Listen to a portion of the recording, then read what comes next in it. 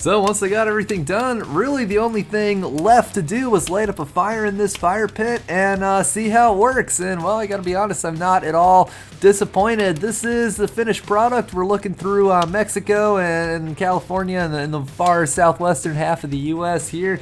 Now we're making our way across the Pacific and making landfall in China, Russia, and Southeast Asia. There we got Europe and Africa and Madagascar there on the bottom.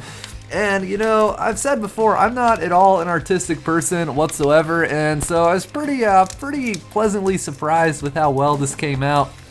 But just like with about anything else, you know, if you take your time and you're careful and you do your best on whatever it is that you're working with, you can really be surprised at what you can pull off. I think this looks very accurate to what a real globe would look like. It's not perfect, unfortunately, but I do think it's pretty close, and I gotta be honest, I'm completely thrilled with how it came out. So this video has been an absolute blast to put together.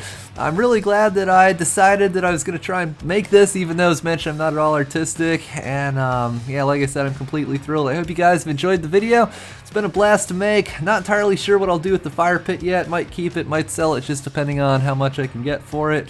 And now I guess we can start working on that barbecue. So thanks for watching, everybody. Have fun and stay safe. Yeehaw.